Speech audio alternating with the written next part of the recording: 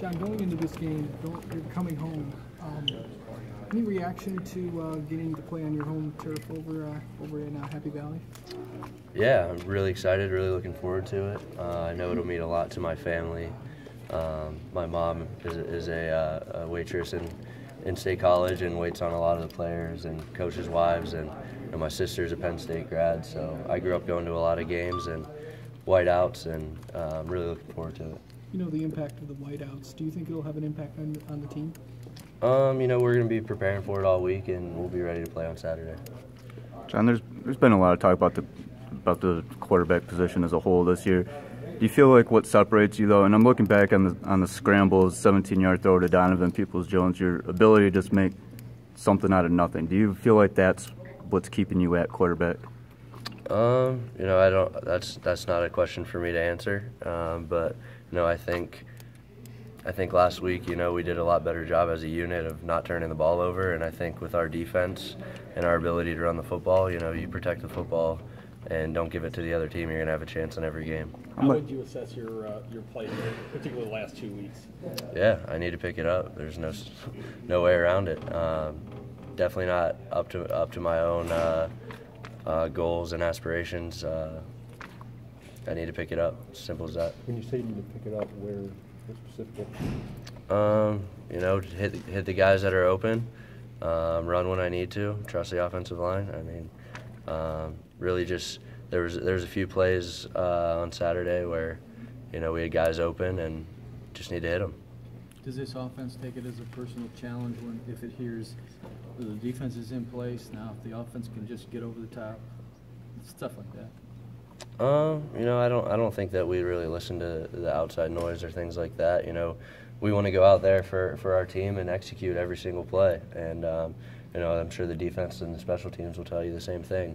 You know, everybody has a job on this team, and we can't win without any of the arms or legs. So we need everybody. How much more comfortable have you gotten now in going into week 3 as the starter?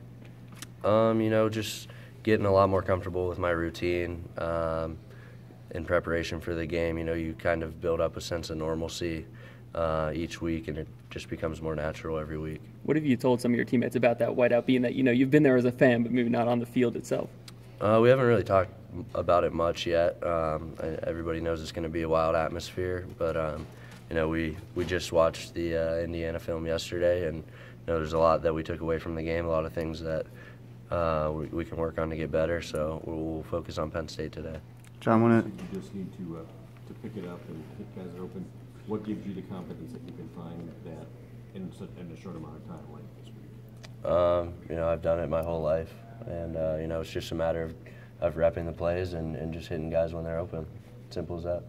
John, in terms of play calling and things like that, when you're in a hostile, loud environment like you'll be in this week. Yeah, I mean, you know, I think we try to operate, you know, from a stance of nonverbal communication as much as we can, whether at home or on the road. So, you know, we have a lot of signals to work in environments like that. So really, there's, you know, going into the game, there's no excuses, and I'll tell you the same thing after the game, regardless of how it goes. It's going to be loud, but we're built for it. John, in terms of conversations with Tim, Jim, and Pep, what is the feedback like, and is it more of a, like when they're critiquing you, more of a play-by-play analysis rather than just, you know, looking at the stats for what they are? How does that kind of whole process play out? You know, I don't think I'm very concerned about the stats, and I don't think they are either. I think, you know, what they want me to do is manage the game, manage the offense, and, you know, things like delay of games and turnovers can't happen. And, you know, you saw the turnovers improve at Indiana, and, you know, now we just got to manage the play clock a little bit better. And, you know, just like I said, just hit guys when they're open, execute the plays that are called, and, you know, our run game's rolling, our defense is rolling, so, you know, it's on us as a unit, quarterbacks and receivers, to pick it up. Do they look at it kind of, I mean, at the end of the day, basically 3 starts if you count Purdue, 2-1 as a starter this year. I mean, you guys are 5-1, they're winning with you. Is that kind of just the bottom line with them? Yeah, I mean, that's a question for them, but, you know, my job is to go in there and execute the offense and put points on the board. So we got to do a better job of that this Saturday. John, how much of it now is, like you say, managing opportunities? When a guy's open, seeing him, hitting him. I mean, is that really what you say, managing the game, how much of a part of it is making sure you're delivering it when, forget the stats, but when it's there? Yeah, I mean, you got to know the situation on every single play. We're not going to take a shot on every single play, and there might be a guy on a go route, but our object of that play is to hit a 5-yard flat route. So just executing the play, how it's called, the purpose of the play. But when you get opportunities, the one on the first drive to Donovan sticks out on the go route. He's wide open. I got to hit him. Does a play like that stick with you when you miss on that? Or does it bother you the rest of the game, or is it hard for you to push that out? No, I wouldn't say it's hard at all. It's just something you want to hit the next one when it comes up. How much do you guys relish in this opportunity that you have, in prime time against Penn State, the #2 team in the country? Really excited, and I think everybody on our team would tell you the same thing. I think everybody's fired up. We're obviously the underdog in the game. Nobody's really given us a chance, so we're excited for the opportunity. John, now with Jawan at right tackle, I guess maybe the Karan's day makes the offensive line look pretty good. But from your perspective, where were the improvements from the offensive line? What have you seen, I guess, past couple of weeks out of the offensive line?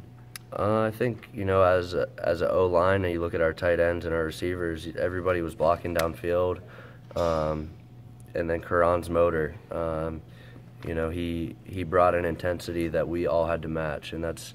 As a football player, that's who you want to be. You want to be somebody that makes everybody around you better, everybody around you play harder, and that's who Karan was on Saturday. That overtime touchdown, I guess it looked. He kind of runs in the pile, bounces out a little bit. When you look at just those sort of plays that he's able to do, maybe he sees things. What separates Karan from other guys? I think he has a burst that is very rare in college football, and just a motor. That specific play was a broken play, and he ends up making something out of nothing and getting a touchdown on the first play of overtime. So, he has that big play ability. You saw it throughout the game, and you saw there were so many times also where he was so close to breaking one and just got tripped up or tackled by the last guy, last line of defense. He's really progressed a lot throughout his career, and he had so many moments.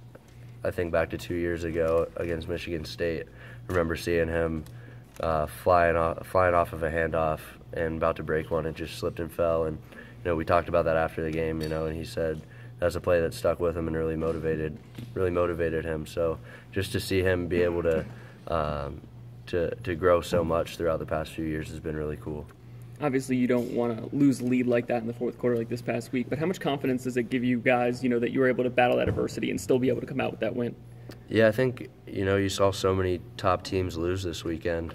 It was kind of a wild weekend in college football. So, I'll continue to say anytime you can win on the road in college football, it's a big thing. And, from here on out, they're all huge. There's no secret about that.